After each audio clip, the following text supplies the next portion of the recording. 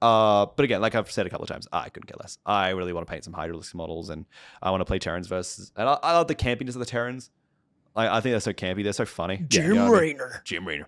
It's about time. You know what I mean? Like they're just so campy, and smoking a cigar in your oxygen-rich environment. Yeah, it's just perfect. And I think it's gonna be really fun. Have you ever done a Bulgarian death squat before? Want to tell you about this? No.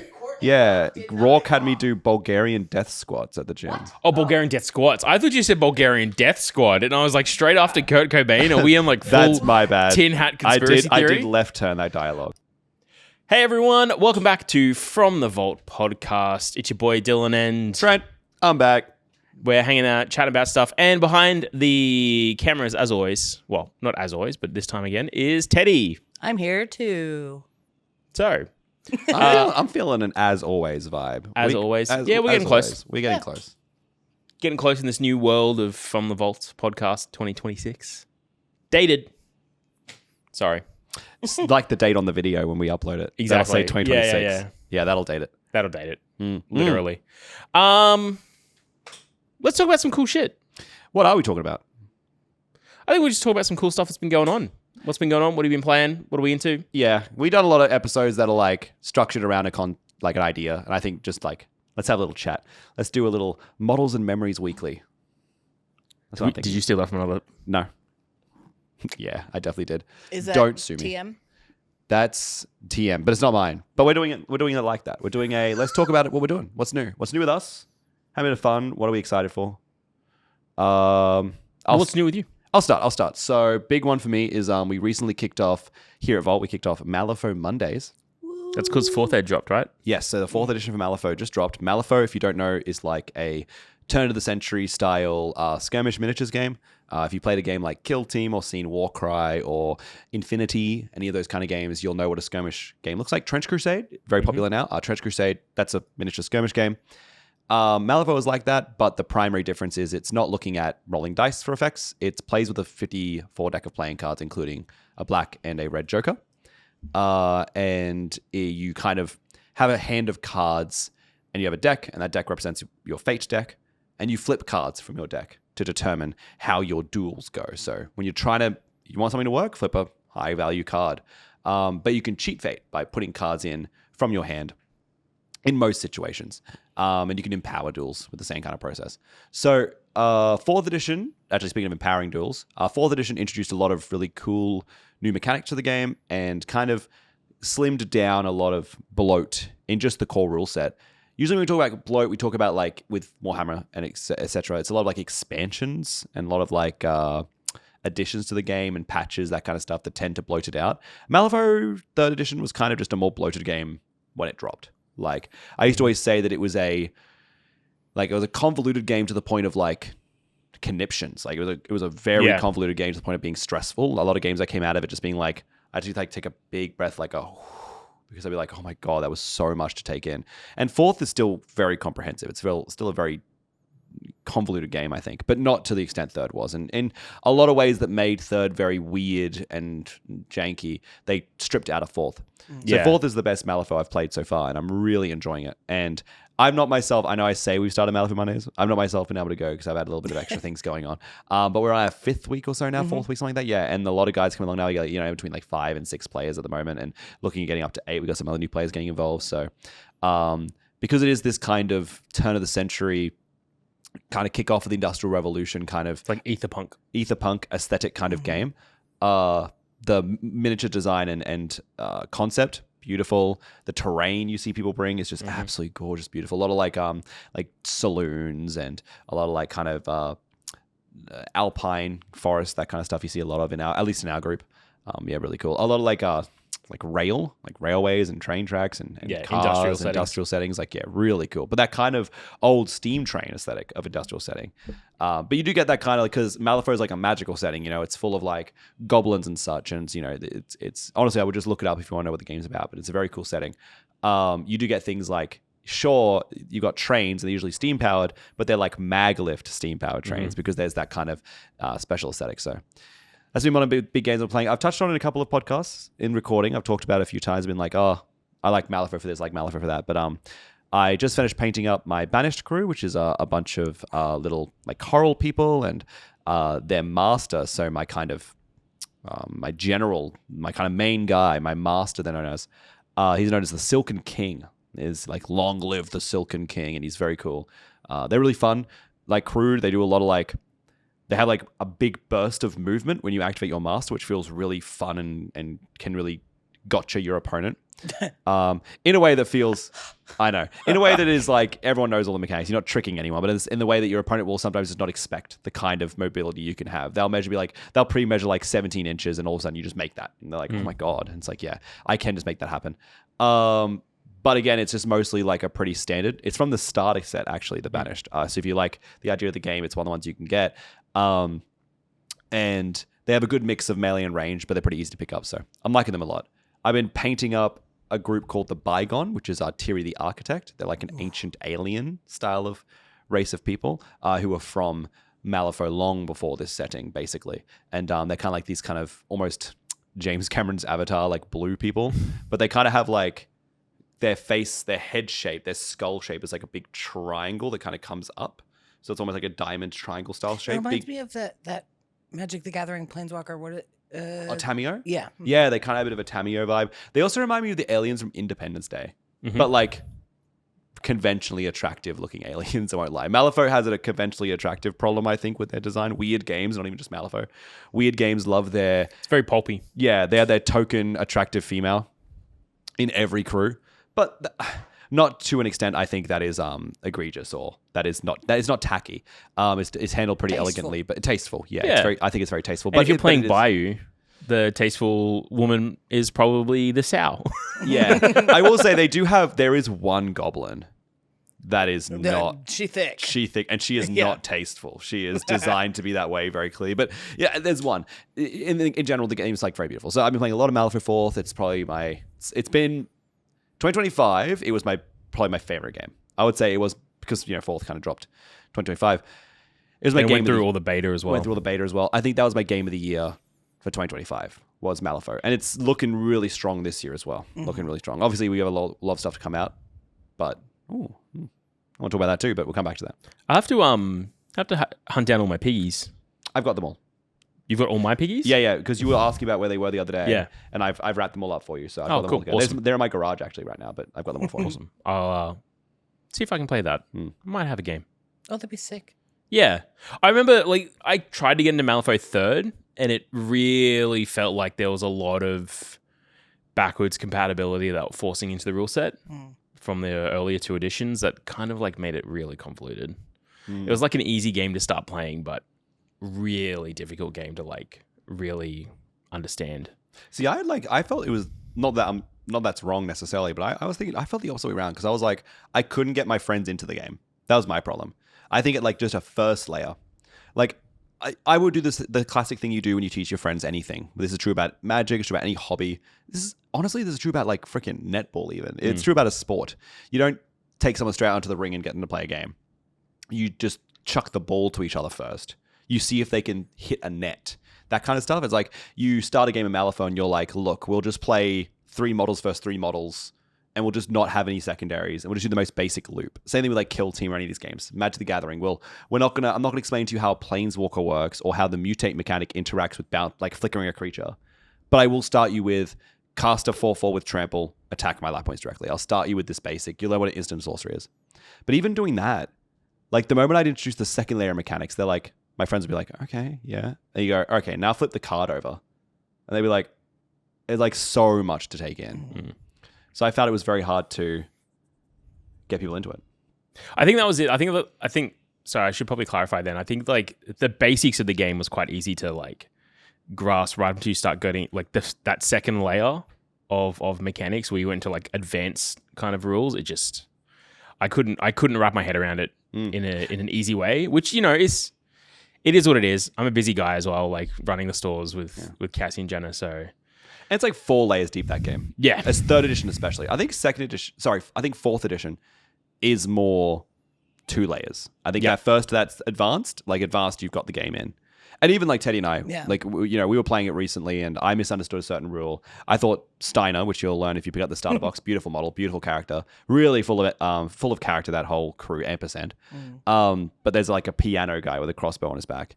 And I misunderstood how his like what's called a raise value works. So I was like playing against Teddy early on and I was like avoiding him like the plague. I was like, if I'm near Steiner, I instantly die. There was no line of sight anywhere. I was like, I got to keep just getting and give myself like camouflage and always be behind cover and always. You were doing everything. You're spending all your soul stones. All my soul stones. Make sure do everything. Get away from him. Exactly. And then it turns out I misunderstood what that meant. And then it turns out he's not actually just overpowered. He does not one-shot all of my stuff. I was like, just waddling Yeah. slowly in your direction. yeah. And I thought that the whole thing was like, I'm not going to get into the mechanics, so it doesn't matter. But the point is, I thought that the math ended up being like, oh, his starting value is essentially double his damage. And if he shoots me, he could do it twice, which is correct. But that would kill me instantly because I have like 7 health and he would do like 12 damage. But in reality, the rule worded as, yeah, if Teddy beats me by a huge margin in the test, then he does a huge amount of damage. I thought he just said, I just do that much damage. I was like, oh my God, this guy's crazy. I was like, Teddy, this guy's insane. I can just not play Malifaux near him. Well, and also I don't know what he does either, so I'm like, yeah, wow. You should be avoiding him. Yeah, that's right. We both.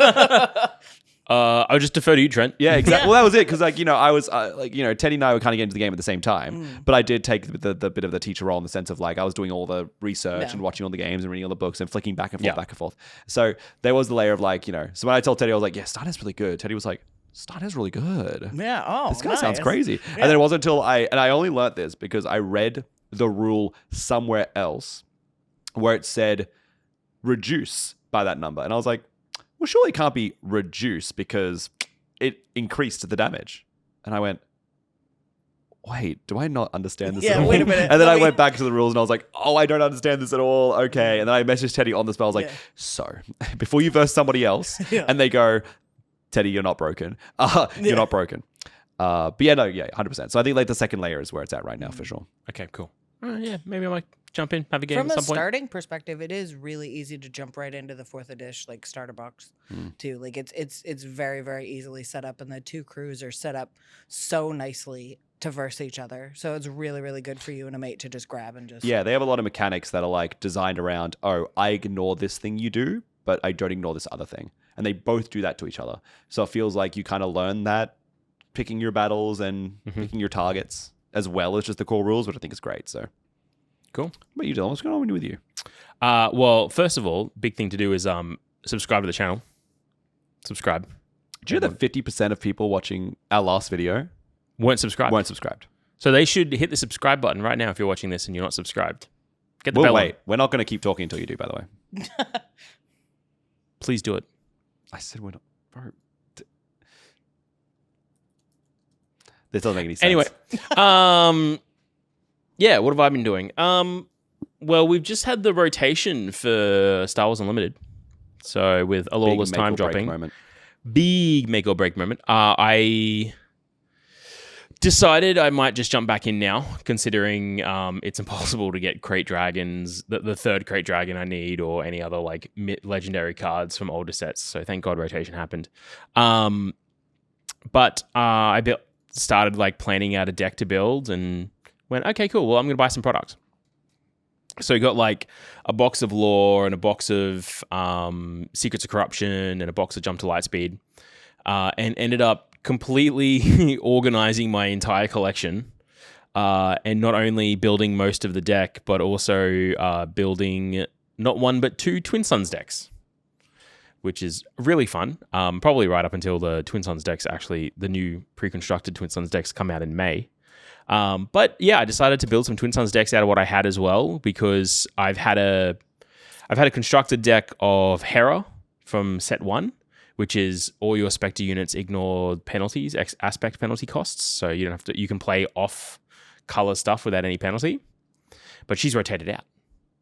So I was like, how about I just turn her into Twin Suns deck? You want to use those cards? Yeah, I want to use those cards. So added the new Jyn Erso, called it my Rebel Queens, and then just stacks it with Rebels and Spectre units. And it actually goes pretty hard. I played 2 games last week on the Friday with some of our regular community members here. Won the first one, playing my Imperial Navy deck, which was Dedra Miro and Admiral Piet. Admiral Piet. So I just play capital ships and experience I would tokens. play. Yeah. That's where I would be. I'd be on the Admiral Piet deck. I used to play Admiral Piet in Standard when it was like legal, of course. Well, it kind of still is, but kind of isn't. A lot of the good capital ships are rotated out. Yeah. I think there's some playability with it, sure.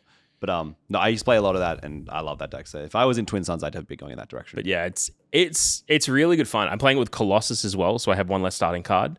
But Dedra has pay 1, exhaust, choose an enemy unit, deal 2 damage to that unit unless the controller lets you draw a card.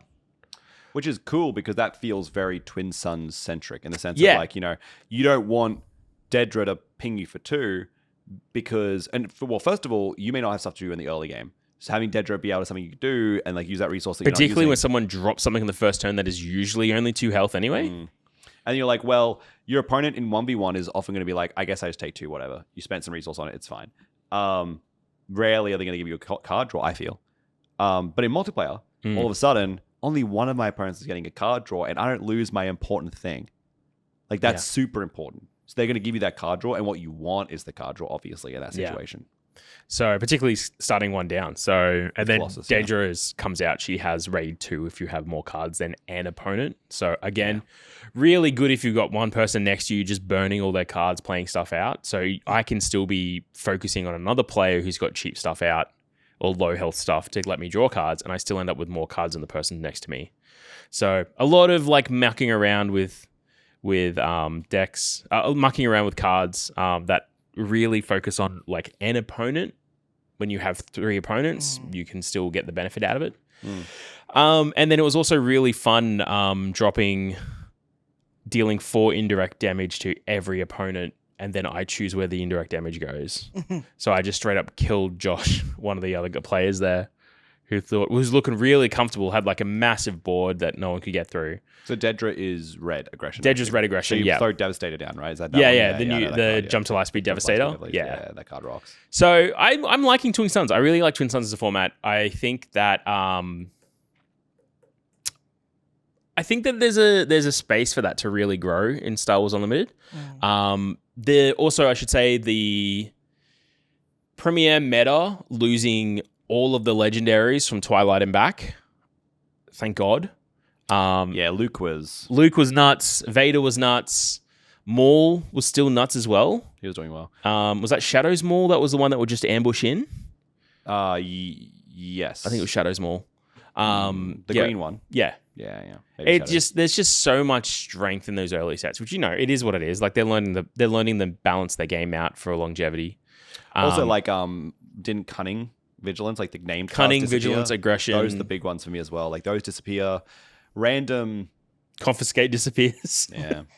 They reprinted some of those cards back though. Yes. I saw that because I saw Rourke was opening some boosters and I saw cards. I was like, I think I was watching you open boosters. Sorry, you were opening boosters, and I was like, oh, okay, so this is still there because it was Bamboozle. Yeah, Battlefield Marines back in. Yeah. Bamboozle was big. That I saw and I was like, whoa, the card's crazy. So there's still a few cards getting reprinted that I think are really helpful. And it's really interesting to see where the meta goes. There's still a bit of a control build that I've seen around Maul and Legends of the Force that is a bit hard to shake through. But there's also a really cool new Sebulba aggression build that's really interesting, where you want to discard cards off the top, but you're dealing damage for doing that, as opposed to Kylo Ren just discarding cards for maybe he gets a buff. Well, Kylo was like, I'm going to win the game on turn 3 or I'm going to lose the game by definition. Yeah. He was really fast. I know Kalos was playing a lot of that, if I recall correctly, and he was doing really well with it. I think Kalos was on Sebulba during draft too. That makes sense. Yeah. Sebulba looks like a lot of interesting fun because also his pod racer lets you get stuff out of the graveyard, I think. It's his playstyle for sure, Kalos for sure. That kind of aggressive, very explosive, kind of put all your eggs in one basket style of deck, in my opinion. That's why we're seeing him play Lucian in Riftbound, which I'll talk about in a second. So I think watching where the PQs are for a Lawless Time and seeing what the meta that shakes out of the PQs will be interesting to watch. Yeah, the big thing for me is seeing all of the credits that are essentially treasures. Credits are a spooky mechanic to me. They seem very, very strong. I know Rourke has been on Lando, the new yellow Lando, which was basically, he was kind of they rotated out Han 1 and they brought in Lando, which can read like Han 1. I think he's in cope territory. I don't think it's like nearly Yeah. that good, but I think it's quite a good deck what he put together. It's quite interesting. It is quite fun. He's quite a competitive deck like player and deck builder, and he's a kind of a representative of the Queensland meta for sure. Yeah. So if he's telling me a deck's pretty good, I'm like, all right. Talking about representative Queensland meta, the premier deck I built, Unity of Purpose. Yep. Thanks, Rach. Nice. Really Sick happy deck. with it. Akbar Unity of Purpose. Yeah. It's Seems so strong. It's dumb. But hey, if I get to turn 6, we're having fun. Yeah. I'm gonna clap with that card. That card's awesome. Yeah. All right, what else have you been doing? Actually, I want to, now that you mentioned Star Wars Twin Suns, it's like, and I'll come to my point in a second, but Twin Suns is, I think it's an interesting situation where a lot of these card games have their own commander variant. Yeah. And they all kind of say, hey, we want the commander pie. I think SWU is really bad for it because they also have the Carbonite boosters. They're really like Magic Light in the sense of like, I don't want to say they're Magic Light because I think the game's just better. Sorry, Wizards. I think game's just better. It's just more modern design. That's why I think Daggerheart is better than Dungeons and Dragons. I think sometimes games just have more modern design and makes them better because they learn from the mistakes of their past. And at some point, games like Dungeons and Dragons just have to be like, well, it's an edition of a game that we designed many, many years ago. Can't be too different. Can't be too different. Anyway. Point is though you get these new games, they have this commander design, and then they kind of go, yeah, but it's designed from the ground up with this format in mind. So with Twin Suns, you have like the extra actions you could take, where it's like the blast and the shields. Is that what they're called? Blast and plan. Blast and plan. Plans draw a card, discard a card, or topic. Draw a card. Look at the top card and it's draw a card and then put a card on the bottom. On the bottom, yeah, it's like draw a card, bottom of a card. So kind of like a loot. Yeah. And blasters deal 1 damage to each opponent's base. Yes. So you have these extra actions that you can't take in Premier, which makes the game feel a little bit more different. I think it has its own small issue where, like Commander, it is its own deck building process. Yep. It's all singleton. It's very Commander. I mean, I think it wears its Magic inspiration on its sleeve. And then it has the 2 leaders, the 1 base, the 3 colors, and then obviously it's 4-player free for all. Yes, but sorry, what's the deck size? That's what I'm 80 gonna say. cards. 80 cards. Sorry, it's a larger deck size, which is important. So when you're It's larger building, than correct Premier. than Premier. So clearly, if you want to play Twin Suns, you can't just take your Premier deck and play. No. Much like Commander, you have to build this specific deck. And I think Star Wars is finally reaching its kind of renaissance, and I think Standard does this to a lot of people, the rotation of Standard, where it's, look at all these cards that now just exist that aren't playable outside this format. At least I have this vice that I can slam all these old cards I've owned into. And these playstyles I've played for now years, I may really enjoy. With these leaders I've played for years, I'm going to make them into a deck. I wouldn't be surprised if I see, I don't speak for Rachel, but as a player that's here, they like that unique purpose, or more importantly, they love Rex and the clones. I wouldn't be surprised if they're playing a Twin Suns clones deck. Yeah. Whether it be unique purpose or not is not really the point, but that kind of clones idea. So my point is like, you kind of need to really want to play Twin Suns. That's what I'm saying. Just like how you need to really want to play Commander, or more importantly, Magic's different because obviously I think with Magic, you just may not want to play any other format. You may just want to play Commander. I've been playing a lot of multiplayer Riftbound recently. Yeah. And now I play a lot of standard Riftbound. I play a lot of just 1v1 competitive Riftbound. I'm versing nothing but Dravens and nothing but Irelias. And it's like, okay, I've been playing a lot of Master Yi.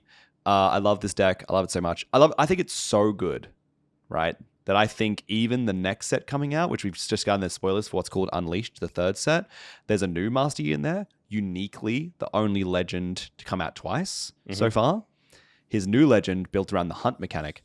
I think his original legend is better for his deck built around building XP than his new legend that cares about having XP. Like his new legend feels really cool and it's fun. I'm going to try it out. But I actually think the legend I'm playing right now, I will probably just keep that legend and play Alpha Strike and such with all the new hunt stuff. I'm looking at some lists, teching around with it.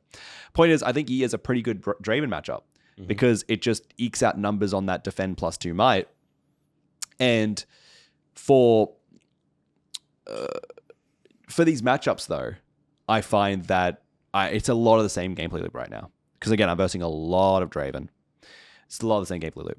So multiplayer Riftbound has really opened up the game a lot to me, but it is also a game where I can just kind of like test out my builds and see what is or isn't working internally. Maybe not going, it's a multiplayer game, but it's a little bit different. It's not going to be externally important if I can play these, if if like these cards are good or bad, you know? Yeah. Lonely Pourer looks a lot better when I only have one opponent. Maybe it's not so good if I have multiple opponents. Playing Trifarian War Camp is really good if I'm expecting a lot of like the meta to be single units. If I'm versing multiple people, the odds of them having a deck that's multiple units goes up. One Victor player ruins it. Exactly. And I'm probably going to verse a Victor player in 10 rounds at regional events, sure. But I'm definitely going to verse a Victor player if I play against 3 people per round over 10 round events. So point being is that, you know, the game's going to be a little bit different externally. But internally, I could be like, well, this card just doesn't work in my list. I thought it was a bit better than it was or whatever. I play a lot of it. I'm actually really blown away by how good it is. Because I kind of came to Twin Suns, and I played a bit of Twin Suns when it was like the game was fairly new. And I liked it. I thought it was pretty good. But I found myself doing the commander thing of like a lot of deck building, a lot of comprehensive decision making, get into the game, play it, and find what's good, what's not good, get the cards, build the deck back up again. It felt like I was playing, if I wanted to play normal Star Wars, or I shouldn't say normal, but Premier Star Wars, I had to invest a lot of time and energy and mental traffic into Twin Suns. I wanted to do both. And I was just going to commit to Premier. Like I was just going to commit to Premier because that was the game everyone I knew was playing, and this is the game I wanted to play myself. And Twin Suns is really good, but it's not the game that everyone I knew was playing. And again, not the game I want to play myself. With Riftbound, I can just take a bunch of time to build this year deck and really enjoy it, and then just go, how does it go in multiplayer?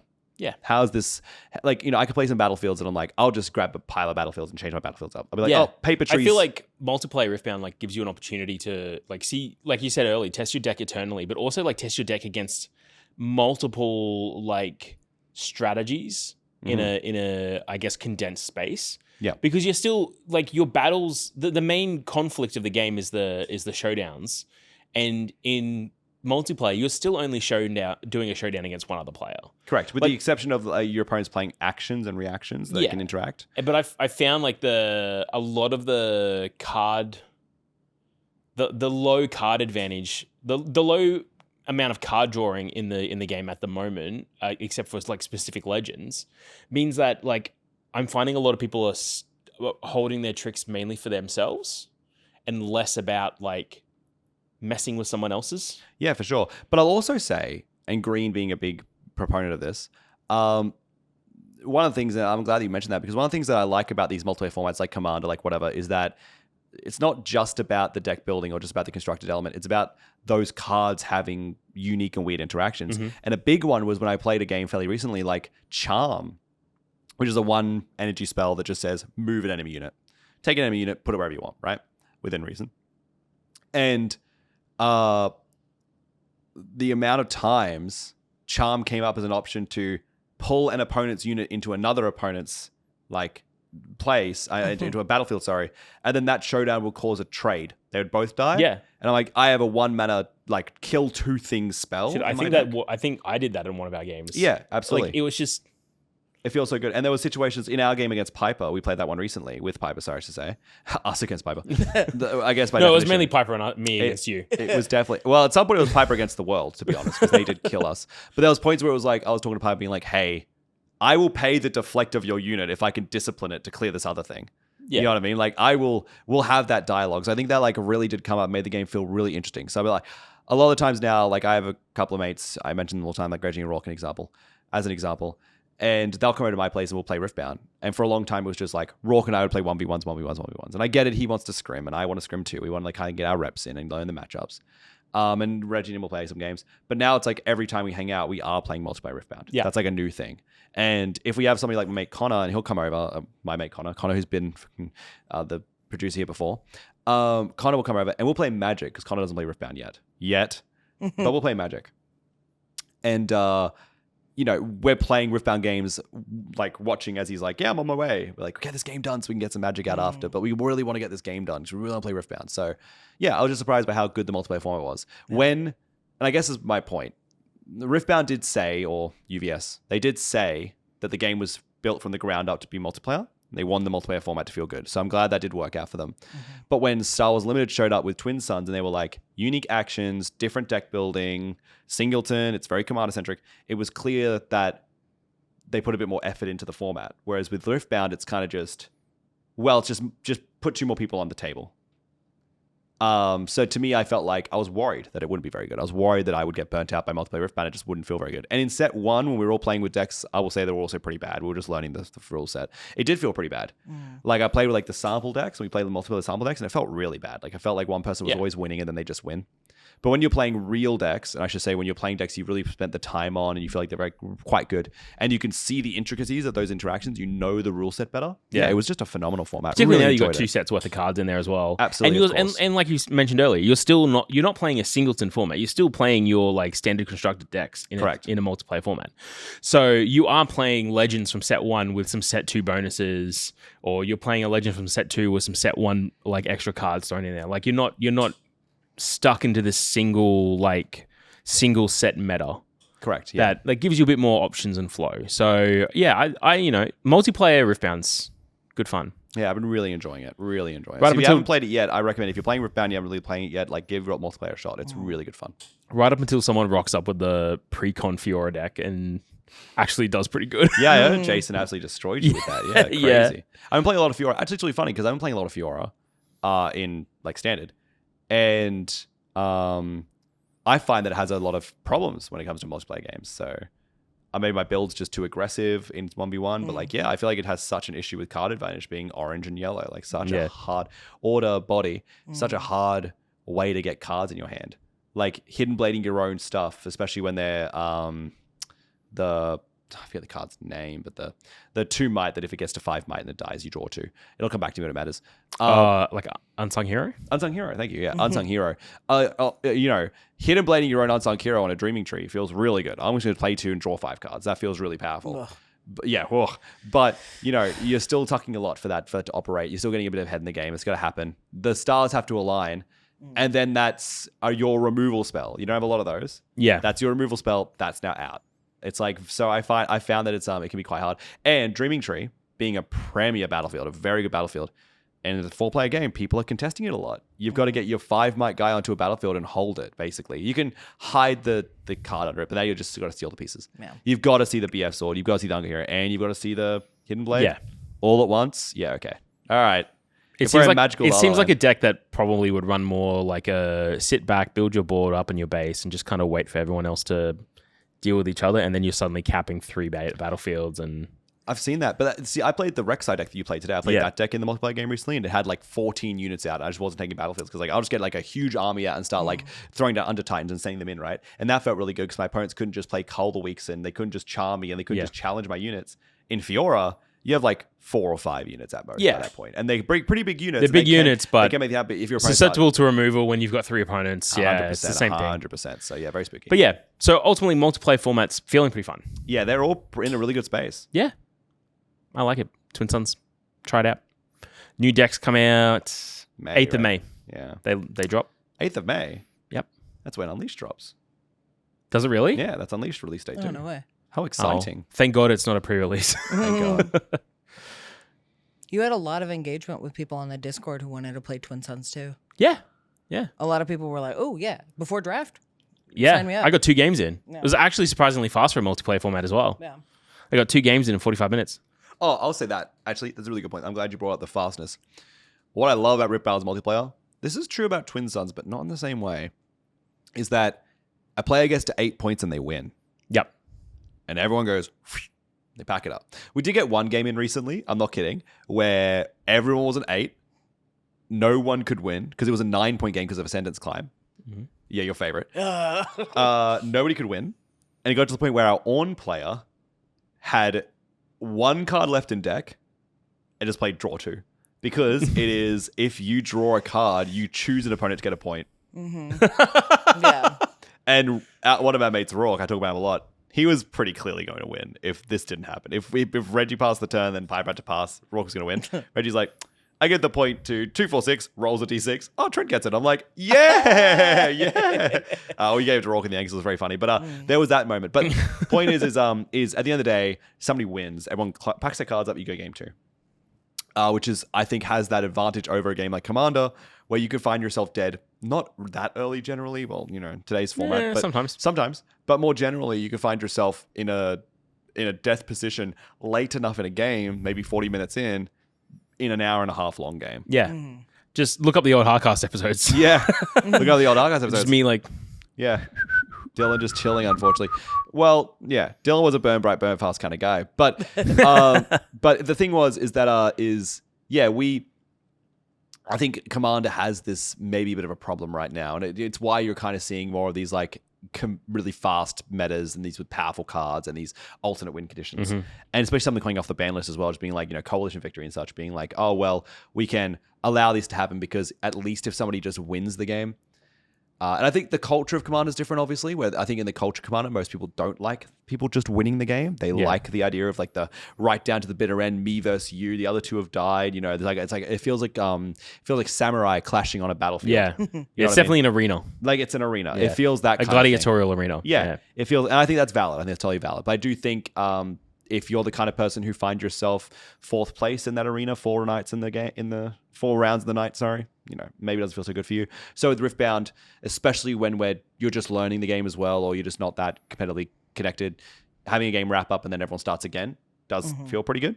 Doesn't feel like you're waiting for too long. So that's pretty good. And I think with Twin Suns, it's kind of like that. I feel Twin Suns win condition is what put me off it a bit. Yeah. Where it's like, oh, somebody dies, and now there's that last scrimmage for who has the most life. Yeah. Which I think that maybe could be handled a bit better. I wonder if they're looking at fixing that in the future. Maybe it's not there is a point where if you knock out a player, you recover 5 instantly. Yes, like you have an advantage to doing so. Yeah. For sure. And I do it.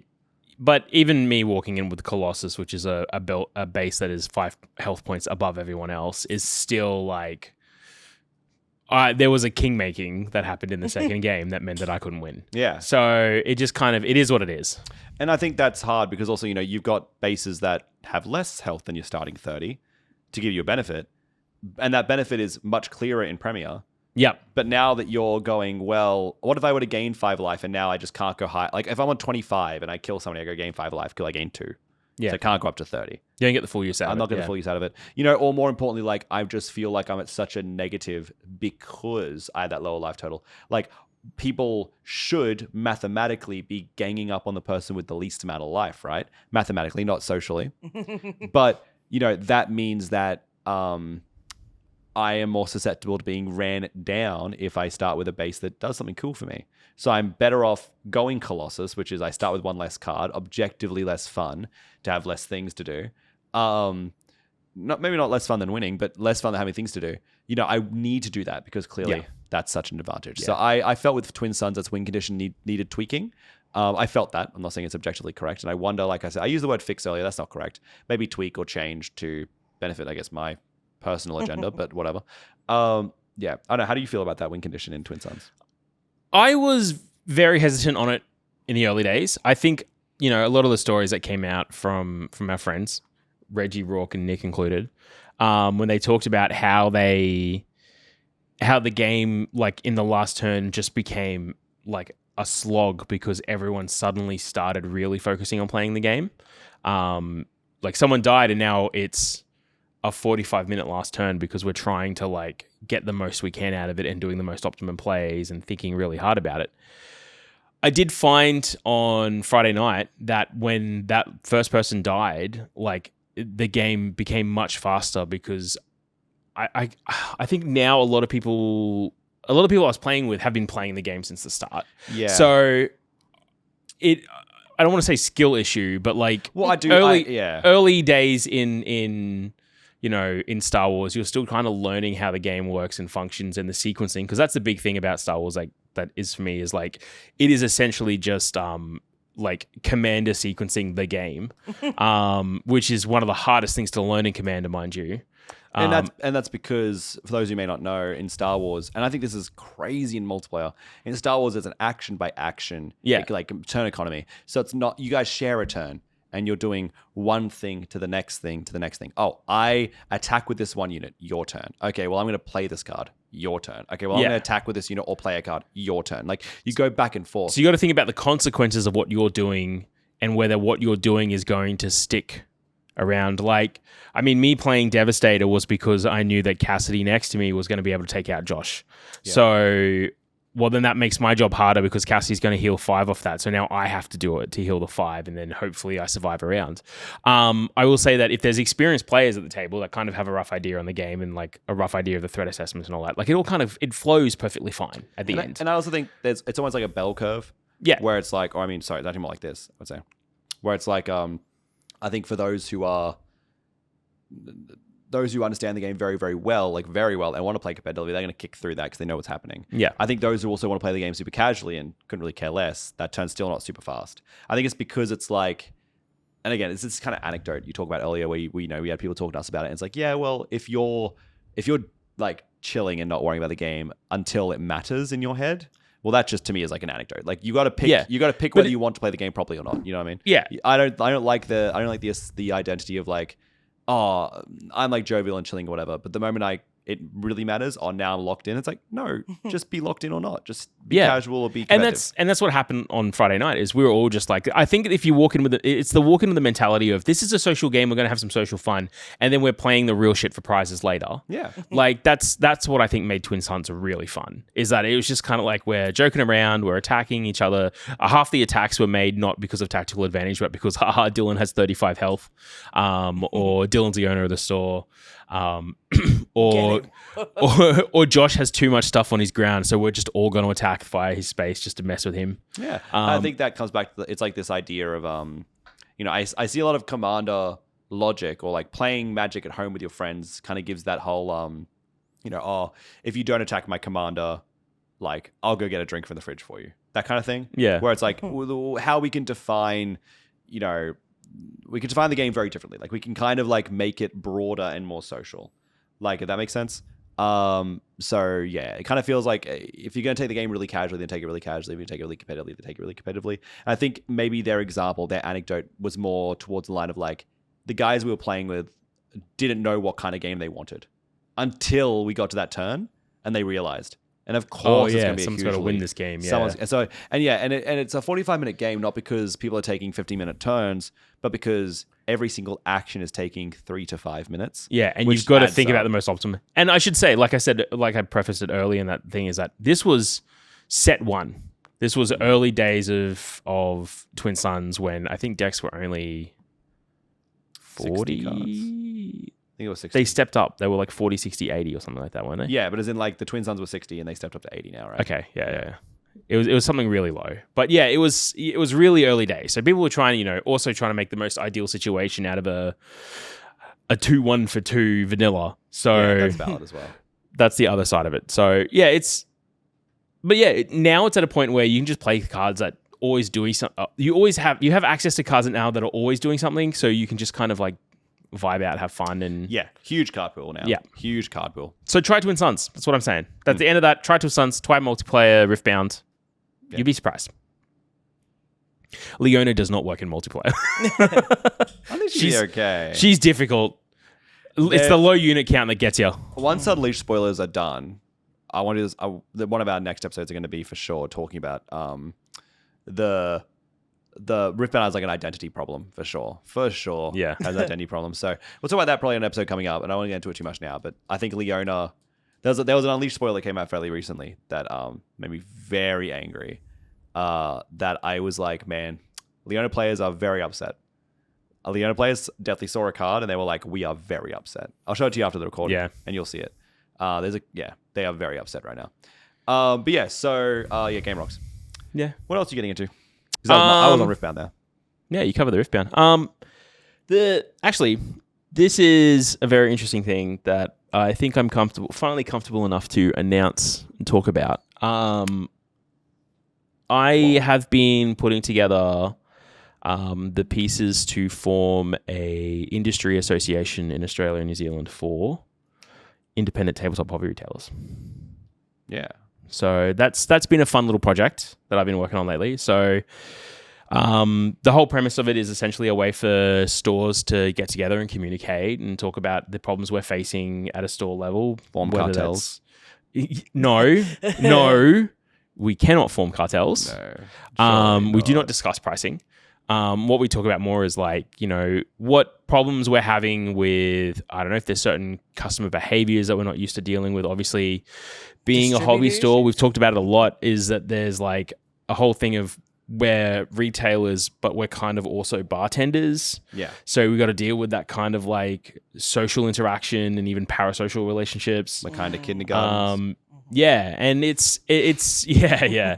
And it's funny like having those chats with people that are coming new into the industry or people that have been in the industry a while and never really had to experience it because they were just like a 6 foot tall man that with a massive beard and long hair that didn't really look like they wanted to talk to anyone. So they never really had to deal with the social aspect. But now they're into like, we're in a modern market stage, a modern market world where you need to have that social interaction with people to make them want to come spend money with you. So For sure. you got to start like taking the good with the bad, like learning how to be a good salesman and also a good social representative for your community and your business, but then also like dealing with some of the negative sides of that with that parasocial relationship and the awkward conversations you got to have. I think also, you see so many hobby shops come and go in the history in like the last 10, 20 years. Because I think, you kind of open this space and it's a very unique space, as you touched on. Yeah. And you kind of just have to go with like the wind and hope things work out and try new things all the time. And that works for those who strike gold and for those who hit play ball. And there are those who will find success with that strategy. And unfortunately, not everyone will. And then you kind of think, if you're in that position, you're kind of like, well, what do I do? Like, I can pay financial advisors or I can pay people to engage with. But in reality, like, I'm not going to go to another hobby shop owner and talk to them because, we're direct competition. Yeah. I can't talk to, like, they're going to send me astray because of course they want me to fail because I'm their direct competition, which has never been true. Not directly, at least. I'm not speaking for every single example, but I'm not engaged with that. However, it's nice to have that space. Yeah. You can make it clear that we're not enemies in this court. And especially if you're like, not to say that it wouldn't be true otherwise, but if you got a hobby shop in like Tasmania who needs advice from a hobby shop in Perth, that's not direct competition, clearly. They're not across the road. So, though they're happy to have that conversation and help out and be like, hey, this is what I had success with. There's other stuff like, if Teddy kind of touched on distributors and distribution, and it's almost like, well, hey, have you guys had issue with this product or have you guys tried this product? And we got to get that advice as well. Something from a bit more, like less of a social element and even more of like a industry trends kind of segment as well. So, and there's, like even just having someone to talk to, like I think one of the greatest things that Vault has had going for it is the fact that we've had multiple owners. If this was a single owner business, it would have collapsed years ago. Like can't be trusted for sure. Yeah, I cannot. The amount of like pressure you end up under in business, let alone in a business like this, you do need someone to talk to. You need someone to back you up. So one of the reasons why I have got the ball rolling on this kind of process. There's a couple of people from who own stores across Australia that I've been speaking to about it. So that should hopefully be in the industry Facebook group by the time this video goes live, about how to join and how to chat and all that kind of stuff. So if you're a business, if you're a tabletop hobby retailer watching this video, let us know in the comments. I'll get you the link. Well, you've also had like a pretty decent amount of success in this space, and there's like newer, smaller, up and coming hobby shops that need help. So you're in a unique position to be like, hey, let's start this. Let's start cooperating with each other, and we can share advice from, people who've been through it. I was thinking about on previous episodes of the podcast, you've talked about like surviving the inventory death spiral that like a lot of businesses don't get through. So like sharing your tips and tricks and advice on how to get through something like that could help a business not go under. you know? Yeah. And we're all in the same boat. We're all people. We want to see each other succeed, thrive. And it's like, I think we're always better as allies than enemies, right? That's like kind of I don't want to say like, that's like a generalized like nothing kind of statement. But I mean, specifically when you're all engaging with the same, we talk about distributors, but engaging with the same kind of people and the same kind of communities, it's important to kind of, I feel it's important to have that kind of camaraderie. And the key thing too is about like uplifting your business to uplift your community kind of thing. Yeah. That's the big thing, right? And your community is your customers. So one of the big things about it too is making sure that, we're not doing anti-consumer stuff as well. Like you've probably seen on previous episodes if you've been watching this before, like I'm very pro-consumer as well as being pro-business. Like you can walk both lines. Sure. quite comfortably, surprisingly. But the like if everyone does better, I like to use the term cooperation. Yeah. Like we're competitors, we're in competition, absolutely. But if we cooperate, we can lift the whole industry rather than it's just like, trying to lift crabs ourselves. in a bucket in a way. Yeah, right? yeah. It's like I think some people would prefer to pull down others to bring themselves up, but if they're pulling you down and you're pulling them down, and You're all just going to keep pulling each other down. Yeah, exactly. So- The crab bucket. and it comes back to when you talk about community as well. It's like, well, you want your community to uplift your store, not your community to knock down anybody else, right? Because that kind of negativity also just has like its own ramifications. You know, you may become known as the store that is like that. Yeah. And nobody wants to go. Those new customers that are prospective may not show up because they're like, well, these are the guys that said nasty things about this other store I know of. Then, you know, And I actually like that store. I actually like that store. And maybe what they're saying might be objectively true. Who knows? Like, you don't have all the details. Yeah. They might know more than you do, but it doesn't matter because you're like, well, that just felt like poopy. Yeah, exactly. And it's, you know, it's good for everyone. Like the whole premise I always had when we opened the store, when we first started the business 12 years ago as an online store, was if the end result of running the business and like building communities is that I can walk into a store and be served like a paying adult, like my job here is done. Yeah. So just somehow I've kept doing that for 12 years. Yeah, right. So yeah, hit us up for the link if you want it. Because yeah, that's a really good option. Yeah, really awesome shit. From a customer standpoint too, it's only beneficial when we all work together. Like, oh, I know I'm out of stock of something, but I know this store down the street actually has it. Well, I Like, mean, it's just the better early for everybody. Yeah. I should say, like the early days of this kind of like group that was forming and communicating, like that's how we managed to get hold of Edge of Eternity stock for Oz Comic Con. Correct. Like stores should be able to communicate with each other and help each other out where need be. Yeah. And actually, I want to touch on that too, where it's like, I find that, you know, it's no lie that we have a very clear board game shop identity here at Vault Games. Like we have miniatures games, we have card games, we have lots of options, but we are a board game shop primarily, right? If you're looking for all of the Ossiarch Bone Reapers range, you're not going to find it on our shelves. You can order it from us. We can get it for you. We can find out avenues for you to get access to that. But if you want to take it off the shelf, you'll probably find anywhere between 1 to 3 boxes of something Ossiarch, but you're not going to find the whole range. If you go to a Warhammer shop, you'll find the whole range on the shelf. We have competitive pricing to compete with that, of course. However, you know, very, very often I'll find myself being like, if somebody says to me, hey, I need this box of the new Mortec with the bows. Like, if I need that box like today, and I'm like, we don't have that box, but you go check out Warhammer on Queen Street. You know, it's like, we don't stock Pokemon cards here. You know, we don't do Pokemon here. We actually don't run any JTCGs really at all. That is to say, Japanese, like Pokemon, Yu-Gi-Oh, One Piece, Digimon, Gundam.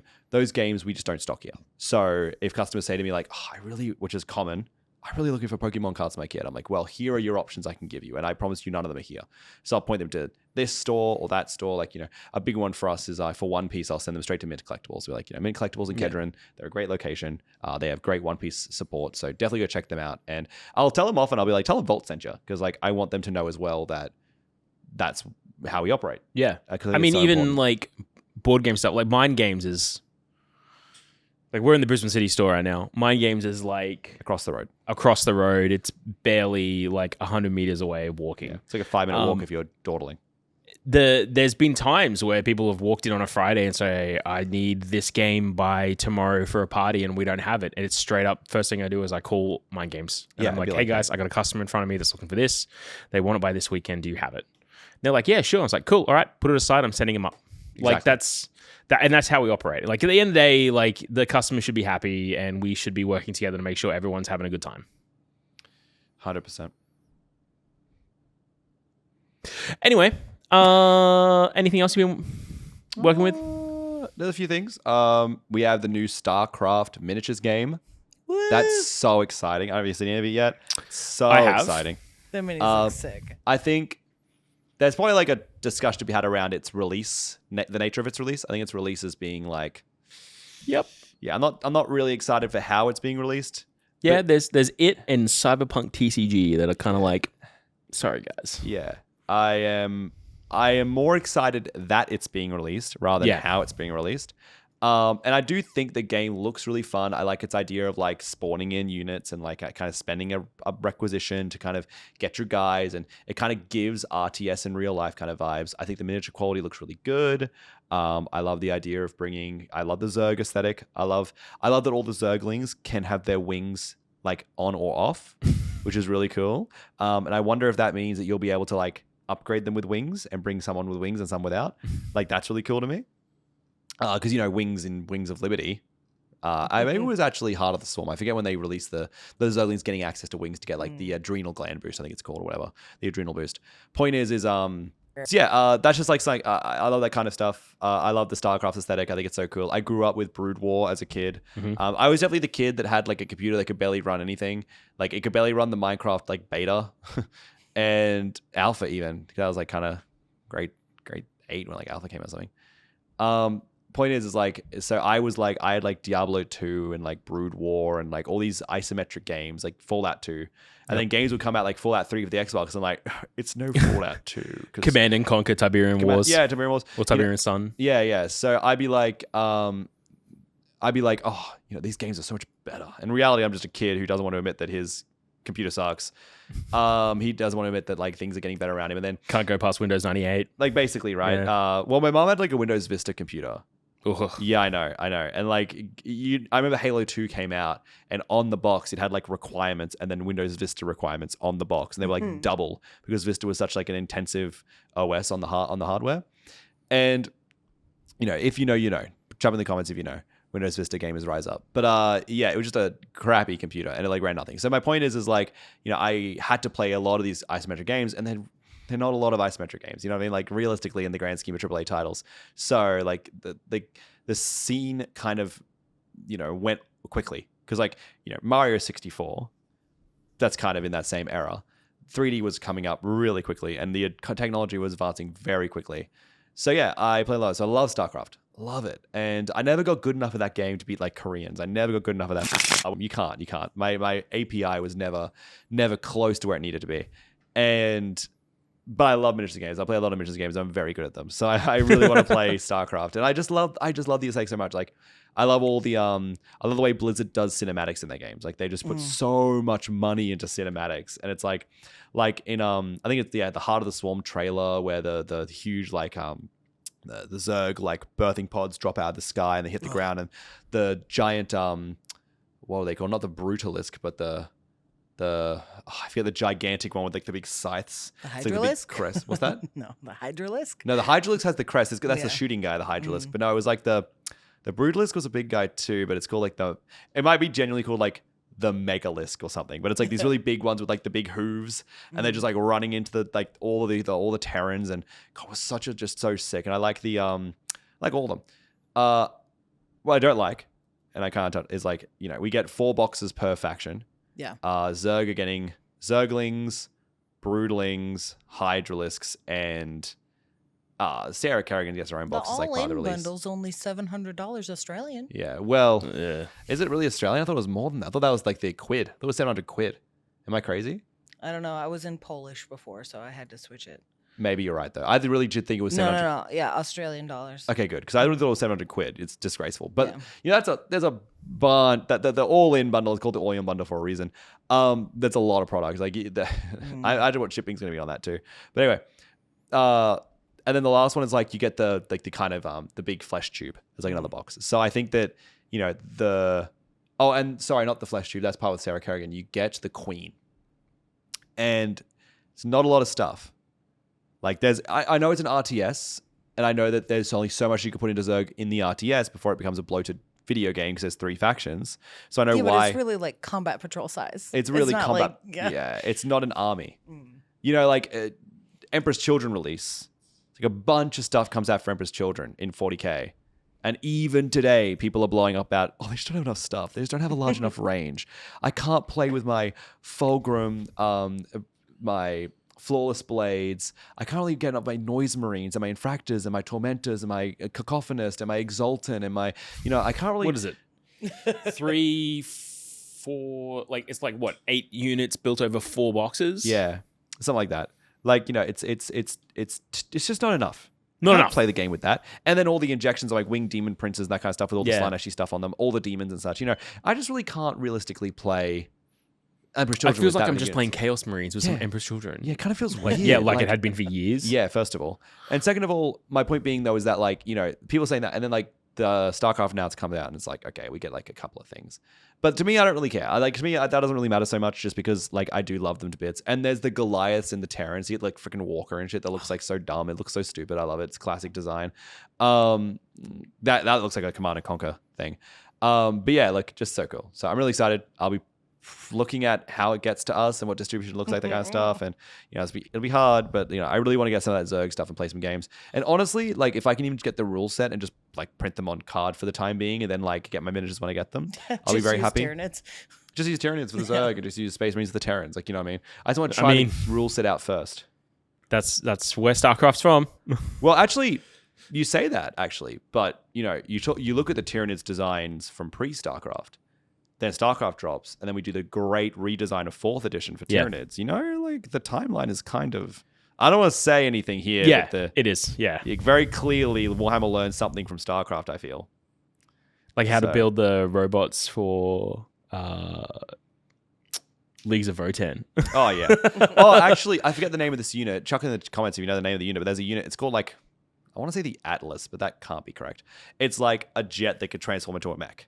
The Terrans have it in StarCraft, and there's a scene in the trailer where it like supersonic flies over and like Transformer transforms, lands on the ground and starts like mowing down a couple of Zerg, like just a couple with its like miniguns, and it immediately gets trampled. Like it just it does a super sick thing. He's like, yeah, I've got this, and then instantly killed by this gigantic brutalisk or whatever it's called. Perfect. But yeah, just perfect stuff. So look, I think there's enough units in the game for them to keep expanding. Sorry, this was going to touch on earlier. An RTS can't have too many stuff in it because the actual factions become bloated and the format becomes unbalanced. It becomes really, really hard to interact with. So they can't have too many units in that game. Therefore, they can't have too many units in the actual miniatures game, right? Because unless they make their own, which people don't want. So I get that they want to release a small amount now, so they can do a wave 2 and do like a small amount, then a small amount, and they can like trickle this out and make the game feel like it's thriving for 2+ years, when in reality they've artificially stifled, like stymied the tide of what they can release. So I can already see that pipeline. But again, like I've said a couple of times, I couldn't care less. I really want to paint some Hydralisk models, and I want to play Terrans versus, and I love the campiness of the Terrans. I think they're so campy. They're so funny. Jim Raynor. Jim Raynor. It's about time. You know what I mean? Like they're just so campy, and you know, smoking a cigar in your oxygen-rich environment. Yeah, it's just perfect. So I think it's gonna be really fun, and you know, I actually have I downloaded a soundboard on my phone. Well, actually, I downloaded it on my computer, but either way, I'm gonna move it over to my phone that just has like all the StarCraft one, like the stuff. So you just press buttons on my phone, on my computer currently, and it's like. And lets you play Send me them. that link. So yeah. So I'll send it to you. But I just want to play that while I'm playing the StarCraft miniatures game. So every time I'm like, these guys, Marine standing by. Construct you know what I mean? additional pylons. Yeah, that one. Yeah. And the Protoss look great, by the way. They actually, I think the Zerg release is kind of weak, and the Terran release is okay. The Protoss release does rock. Yeah. There is a unit, I was talking to you about this earlier, about the Protoss. They did the bubble. The bubble. They have a unit that's called the Probe. And in Protoss, it's cool. In the RTS. It's like a little probe that flies over, and I think it does something else in the RTS. I haven't played Wings of Liberty or Heart of the Swarm in very many years now. But if I recall correctly, it can attach to a building and kind of fix its energy generators, because Protoss' whole thing is there. It repairs it, yeah. It repairs it, but it only repairs its energy shield, if I remember correctly. But this thing, it could also get an upgrade, lets it summon a physical little energy bubble, and you would use it to block entrances at a ground level to your bases and to your thing. So you'd see people use it in high elo, very, very competitively, really well. They call it the Sentry. The Sentry, not the Probe. Sorry, the Probe is the builder. Sorry, the Sentry. And the Sentry would put this thing down. I don't know how you translate that to a miniatures tabletop game, because otherwise, are we playing on boards that are so comprehensive? Because in an RTS, they were in StarCraft, they were patches where they're we're gonna make the staircase this much shorter, just a little tiny bit, just to make this a little bit better. That kind of stuff can be edited, but on a board, you can kind of play on like it's very sandbox clearly because it's a physical location. So, if you don't build your terrain around these things. So rule of thumb, don't let the Protoss guy build the terrain for your board. Yeah, I guess so. Literally. Because like if you don't know, that's what we'll get to. They made a model for these sentries and they made a model for their little like energy ball, which is, by the way, is so funny. It's just, imagine like the blister on this, like the blister it's sitting in, that's just the model. It's just a round blister. It's a round plastic, like clear ball. Half ball, sorry. Are these pre-painted minis? They look pre-painted. No, they shouldn't be. You get them unpainted, I think, but they just show you all the painted versions because that's how they try and sell them to you. I don't want it to be pre-painted. No, I'm pretty certain it would be horrendously more expensive if it was pre-painted. Also, I'm pretty sure it's on sprue. Yeah. They show you the sprues in some of the stuff. Okay. So I think it's all on sprue. Either way, very cool. I don't know. Maybe there's one thing, which is I think StarCraft may. Like, it's never been a game that has any, like, customization. Mm-hmm. So it stymies you a little bit. Like, I kind of feel like most people who play StarCraft are going to paint Zerg as, like, brown, and they're going to paint their Terrans blue and their medics white. Maybe that's what you want. I've been painting a lot of miniatures, and most of the time I just paint whatever the frick I want. So maybe it's nice to actually kind of give myself a bit of a challenge. Yeah, what are they going to do? Stop you? Yeah, I guess. But I'm saying, like, maybe, like, the challenge... Blizzard kicks down the doors, like, actually, you can't do that. Here's my cease and desist. Yeah, but I'm saying, like, no, I'm saying, like, maybe the challenge is I do paint it its proper colors. Okay. Maybe I do take before you upset Blizzard. Maybe I do actually just paint these the right colors because I've spent so much time painting whatever I want. So maybe there's a world where it's like, actually, it could be a good challenge to try and get that color palette down. I wonder if there's probably a topic in the future of podcasts talking about licensed games and then also like Kickstarter games. Yeah, we don't. Because there's some interesting stuff between that and Cyberpunk TCG, which dropped on Kickstarter last week as well. I saw somebody came in the store talking about that. Like, are you getting it? Cassie to be like, sorry? Saw the anger flash in their eyes. Sorry? The person was not very kind to them. Anyway, I think, so that's been really exciting. Really, really cool. Really good. Or at least, well, I don't say really good, but very exciting. There's terrain you can get too. There is terrain, yeah. The terrain that comes in the big box, I think, is like cardboard or like flat pack or whatever. Like it's some kind of like flat Halo. Terrain, like Halo, like Flashpoint, which is fine. Gets the job done. It does look pretty good. It is kind of modern starter sets for Warhammer. Yeah, it is kind of just like broken buildings, but they're pretty cool. Cool. I'll tell you what I've been doing too. I've started designing games again. Like, obviously, we've been working on that Warcraft game for a while, and that's kind of, hit the back shelf. It'll come out every now and then as I'm trying to think of, like, how do I add in Blood Elves. I think I've got most of that actually written down now. Does the podcast know anything you're talking about right now? Yeah, I've talked about the Warcraft game on here before, I think. I'm pretty sure I have. Really? The Warcraft minis game. Yeah, I've been doing it for like 2 years. Yeah, but I don't... We took a 2-year hiatus. Yeah, that's true. I've been designing a World of Warcraft mini skirmish game. The whole premise being that you are 2 bronze dragonflight dragons playing with characters through time to see new outcomes. So that's the whole idea, is you have heroes from Warcraft's history plus just support units. It's a bit like a mix between Shatterpoint and Malifaux. Yeah, so from what I saw, because I haven't had a chance to actually play it, I don't think. But it's like played it yet? No, we haven't actually played it yet. Christ. All right, we're going to get that. Well, we're going to do that at some point. It's like a card game as well, right? You have like a hand of cards, they have abilities attached to them, and you can play them. So heroes and support units add cards to a deck. So you basically build your deck by building your force. And then the heroes typically reference, I believe, class-based heroes, because everyone has tags. They have they have keywords, your race and your class.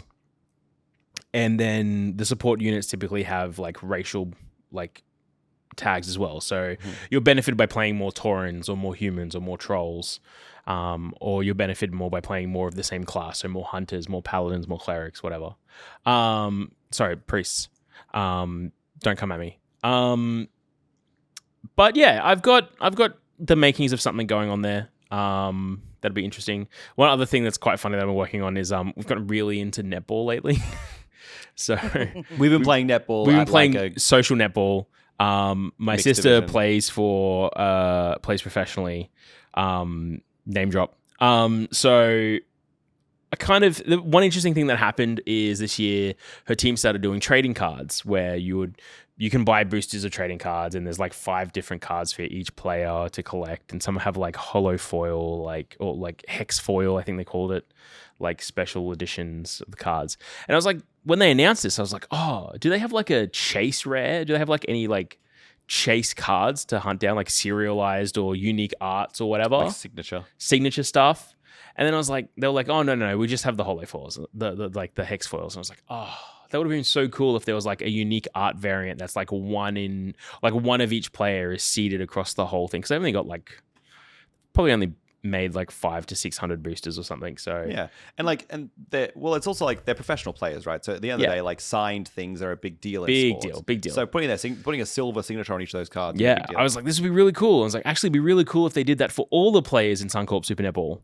And then I was like, but then why would someone care about opening a pack that included Janelle Fowler from West Coast Fever in Perth, and they're actually this little girl's an Adelaide Thunderbird supporter? Like, why would they care? I was like, haha, I'm going to make a game. So in a car ride down to the Gold Coast and then watching a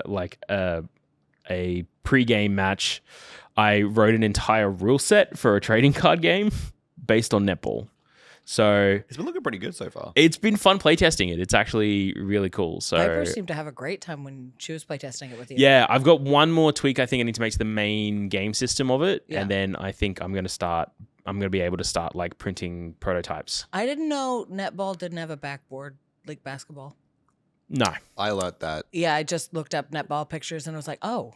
You got to get it straight in. You got to get it right in there. Yeah, Netball's very interesting. I learned that like when we got actively on the court, when you basically. started playing. Yeah. And I was like, oh. To be fair, Trent. Sorry to call you out here, but you thought netball was volleyball. No, that's not exactly true. I asked. Okay, so Cassie asked me. They're like, are you in for netball? I'm like, I'd be down for netball. They're like, do you know what netball is? I'm like, I know what netball is. Like, okay, well, tell me one thing about netball. And I was like, it's the one with the net, right? You knock the ball over the net. And they were like, that's volleyball, bro. They're like, no, Trent. I was like, oh, all right, fine. Well, it's like basketball, but you can't move when you have the ball. And they were like, yeah, it's like that. I was like, all right, see, I knew all these games. I had a 50-50 chance here. I flipped the coin. And then I got heads on the second try. And like, I did a bit of basketball when I was younger, so I can hit. And I play the arcade basketball. I do a lot of that. Yeah, I can hit the backboard of a hoop. If you want me to hit the backboard of a hoop, oh, I'm your man.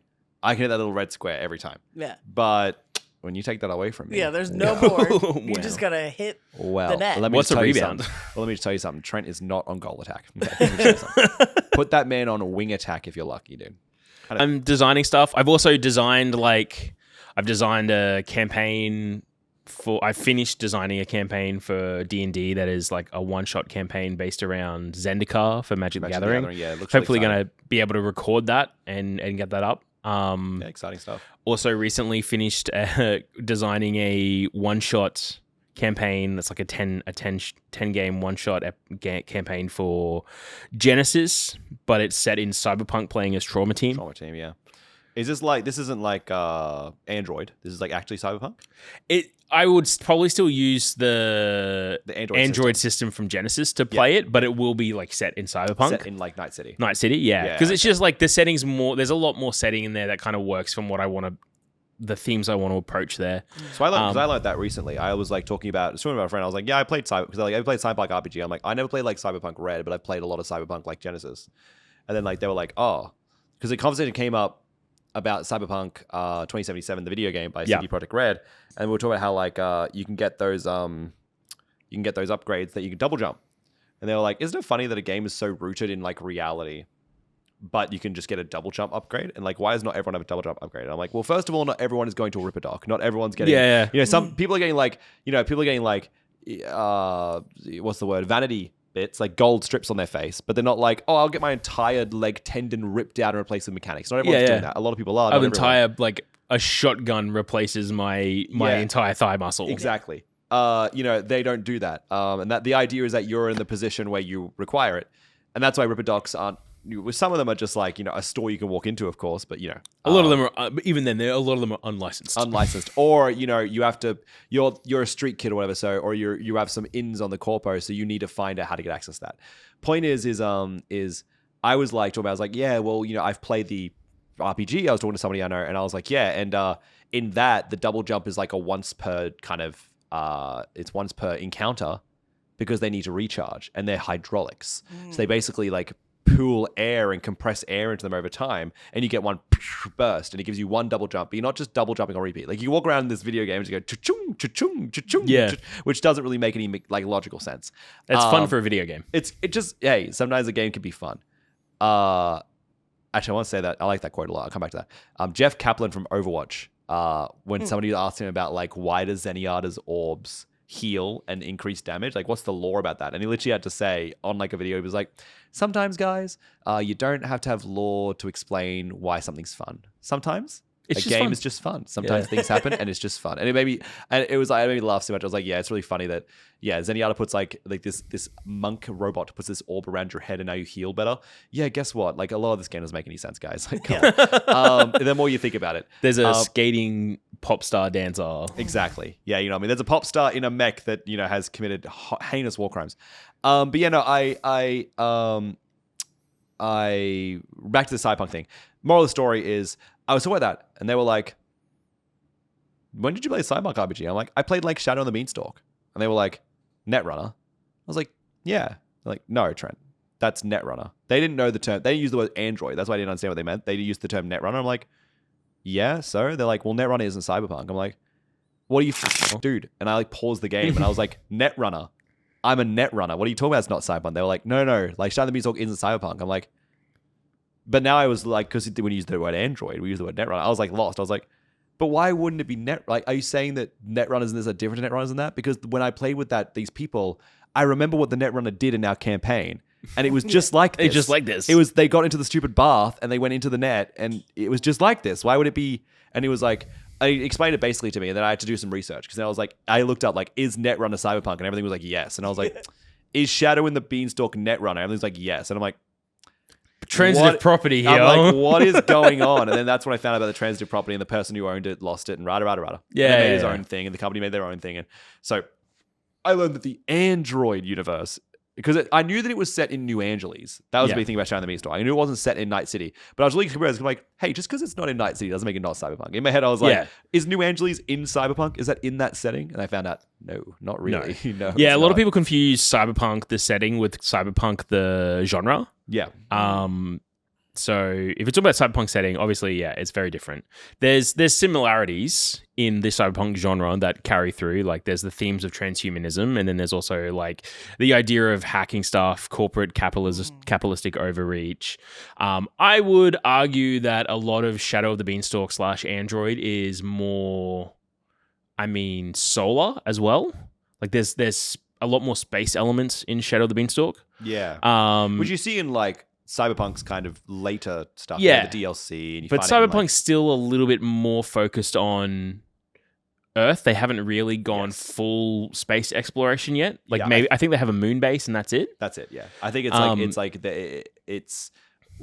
the Earth that's slowly being left behind, as opposed to Android, where it feels like the Earth that has been left behind. Yes. Yeah. In a way. And the Beanstalk is that internet connection into the into orbit. Yeah. So yeah, there's they're different settings, but it's the same theme, same genre. Yeah, of course. So, but it's just really annoying that the person didn't clarify. Yeah. Like, or even better, like you didn't just go, do you mean Cyberpunk the game or Cyberpunk the theme? The theme, and that's because I meant the game, right? That's what I thought. Yeah. So I thought it was all the same, like setting. And then but it was funny because they were like, well, that doesn't matter. I'm like, well, it kind of does. Like if it's a once, like in the RPG, if it's once per action, I feel like that's just different. I was like, it's a different game. Okay, all right. I don't understand. But just have fun, when I played Shadow of the Beanstalk, I really enjoyed that system. I think that system's really fun. I think Genesis is a great system. I think Genesis is so good. I'm so annoyed that Fantasy Flight games are kind of like disappearing slowly. I'm going to change subject entirely right now. But yeah. Thinking about systems that I love. I love Lancer. Lancer is the best system ever. The best system ever. It's so good. There's a new one or newer one that's come out. It's not called Anno. I don't know why I think it's called Anno. Is that the one everybody keeps calling about and asking if we have? It could be, but I don't know what that is. I don't know what you're referencing. Lancer. Oh, Lancer is. Yeah, probably. Yeah. Yeah, people always ask about Lancer. So I was speaking very quickly. I started bringing up a new thing. Yeah, Lancer is a game everyone's always talking about. Lancer We've actually started stocking it. Yeah, we started stocking it. I've got the book at home as well. It's fucking Tom Bloom. Oh, the book is great. Tom Bloom made it. The art's incredible. The world's incredible. You know, an AI in this Lancer setting, an AI stole one of Jupiter's moons, and nobody knew why, and then they just gave it back, and nobody can get to it because it's a complex situation, but nobody can get back there. And they don't know why. And they don't know what's going on there. They don't know what's happening. They don't know how it got taken away. They don't know why it came back. There's a lot of weird things about FTL and like time dilation in that setting as well. Yeah, like some of the cool. mechs are alien as well. Yeah, some of the mechs are alien. There's the whole thing is like in the setting, you kind of have like gigantic 3D printers that print your mechs in your like kind of you have one in your garage basically. But like there's and you basically buy mecha chassis and weapon systems from companies, right? But there's a company called Horus, very famous in the setting, that will actually just send you stuff for free. They'll like send you a mech for free and they'll hack into your 3D printer and print it for you. And then they'll send you a photo of all of your loved ones at gunpoint and be like, you have to do this thing with this mech. They'll do that.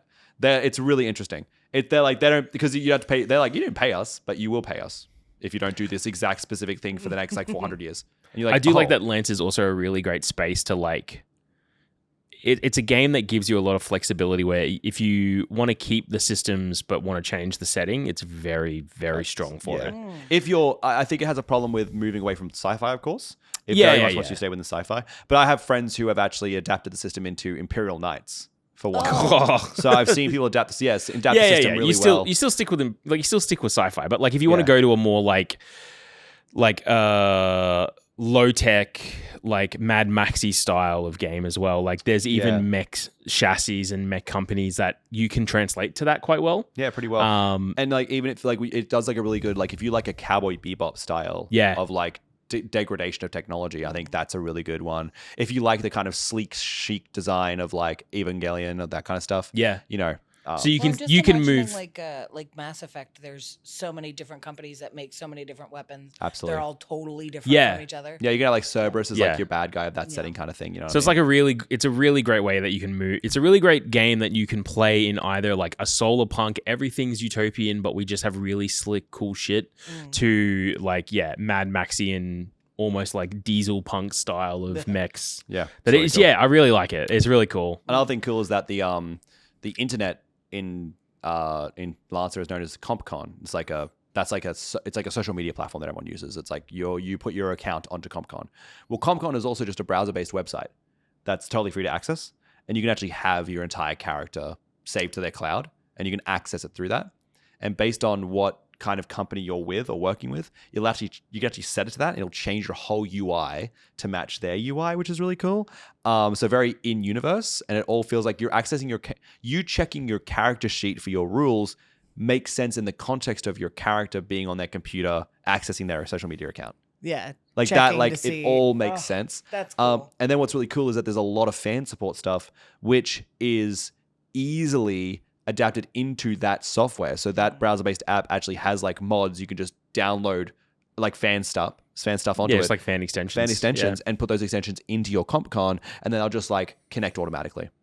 Even outside of like fan-made content, the out-of-action content is... So you have actions, which is basically you have your kind of, this is a mission, where you're finding other mechs or doing whatever you need to do. And you have out of action, which is like where you kind of go and you go back to your home area or whatever, your hub. Have your downtime. And you have your downtime, right? Uptime, downtime. Well, your out of action options, your downtime options are like single actions you take that'll give you some kind of small benefit. Like maybe it's like, oh, I want to spend the next 6 hours at the gym.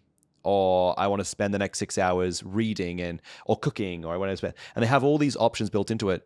But then they also just have like open boxes with nothing on them that you can just be like, hey, write what you do, write what you get, show it to your DM, and if they say that's okay, you get it.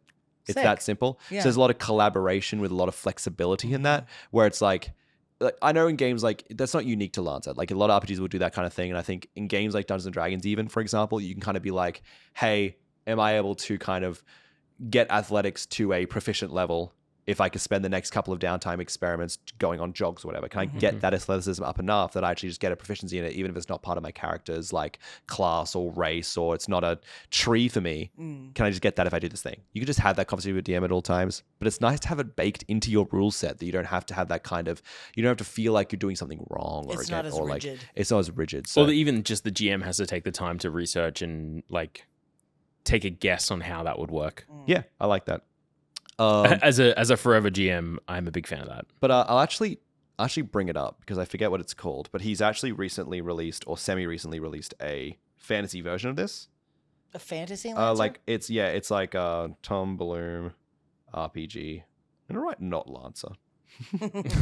Should write not Lancer. It's not that dark one that he released that we talked about a few years back. This one is called. Because I was aware of Magna Gothica Malagast, Yeah, right, which is the one that we That's talked what we talked about. about. But that's not an RPG as much as it is that's like a skirmish game played on like a chessboard. Yeah, that's right. Yeah. Where you play as like necromancers. By the way, Magna Gothica Malagast. Yeah, it's a long ass name. You said skirmish game played on chessboard? Yeah. No. It's really good. It's played on like a grid. It plays like Dungeon Dice Monsters, or if you knew like Duelist of the Roses, the old PS2 Yu-Gi-Oh game plays like that. Anyway, much better than those games. But Magna Gothica Malagast, far out. Let's have a look. There's one called Legionary does. It's really cool. Let's have a look. So, Tom Bloom RPG. It did not like me putting in not Lancer. That did not work for this system. Minus Lancer. Minus Lancer. True. You might be onto something. Bro knows his Google foo. He does. If you're watching this and ever want to work in tech space, understand Google queries. Yeah. Web dev's greatest tool. We just talk about how Google's gotten worse. Am I like stupid? No, but I did interrupt you by saying Lancer. No, You that's were okay. going to say something else. No, But yeah. we got Well, I really think off on a tangent. you are right. I don't think I was going to get it anyway. I'm so frustrated. Put in the comment section if you're pause it right now and check out And go find it and put it in the comments. I'm getting Games for Freaks, and I'm also getting Kane a lot, but I don't want. He makes a game called Goblin with a Fat Ass. If you don't know, and I don't want that. It's not. I've actually Kane. seen people play Goblin with a fat ass in Yeah, here. that's And I Tom was Bloom. Like, should we let them do that? No, they seem like they're being okay. It's fine. It's Let's not bold go. action. Let's try Tom Bloom They had a Fantasy great RPG. time. Far out. Yeah, it was literally this group of like 5 teenage boys, and they set up on the 6x4, and they were playing a game, and I was painting, and I was like, did you say this game is called Goblin with a Fat Ass? Okay, well. It's good. Icon. Far out. It's Icon? by Massive Press. It's called Icon, and it's like IKON? ICON. ICON. Just the word icon. It's like playtest is out now. I think I'm confused because it's not made by Tom Bloom. He does a lot of the art for it and has worked on it. But it's made by Massive Press. But Massive Press is like the guys who published Lancer. So it's a Massive Press game. Yeah, I really want to try this game. Icon looks really good. I know a friend of mine was mentioning it. He's played it before. It's fantasy, but it's also ancient alien, pseudo-future. Magic is technology kind of thing. Technology people don't understand. Yeah, look, if you haven't seen Icon, recommend it. I'm going to try it out soon. Kind of like Earthborn Rangers or Horizon. Yeah, about like Horizon. Earthborn Rangers, yeah, all those are really good. Icon, yeah. By Massif, Massif Press. Yeah, I didn't get that at first. I was like, massive, and then I was like, massive. Massive Press, yeah, it's a weird name. But Who's that little bug guy? yeah, Oh my God. it's cool, right? It looks really nice. His art's always so crazy inspired. Yeah, so I don't know, it just hit my brain. I was like, I really want to try Icon. These I've really bunny not people? been playing RPGs recently. That's a big thing. I've not played RPGs. My partner tried to get one off the ground twice in a row. Didn't really get off past session 0 because just timing restrictions and life gets in the way, and sickness and health, and Well, you're managing a store. I'm managing a store. That's also another thing. I work full time now. I've just started a new gym membership.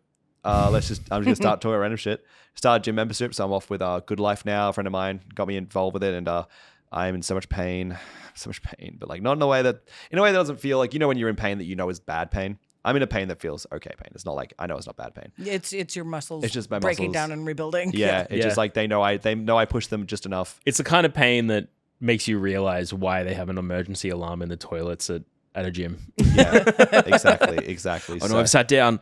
Oh no. So that's been really good. But again, it's like trying to fit full-time work, trying to fit going to the gym, trying to fit change like lifestyle stuff, family stuff. It can be very hard. Yeah. And RPGs they're quite the commitment.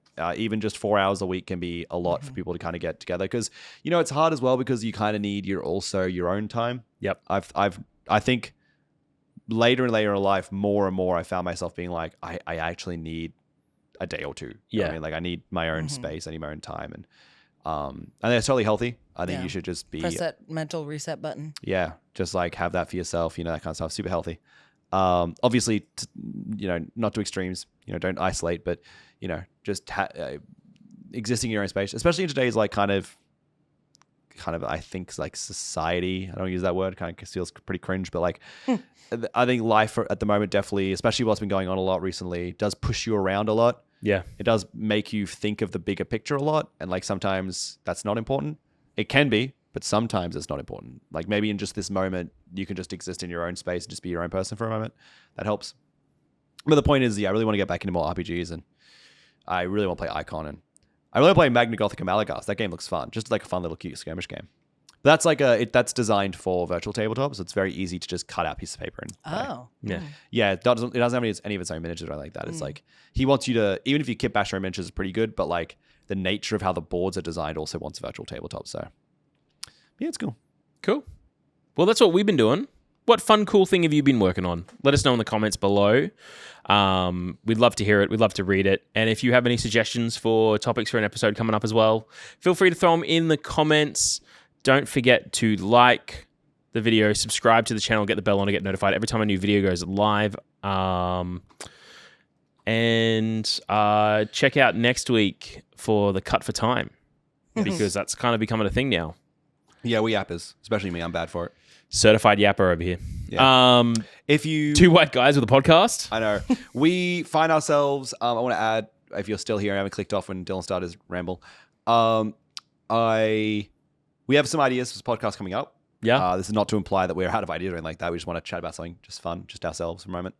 But if you have any ideas yourselves, if you want to talk about something, really loved the episode with the cheating stories. That was we need more of those. Yeah. Well, first of all, that was very fun. But like even that was just fun from just because a community member got to be part of that and was able to give us something that we can give back.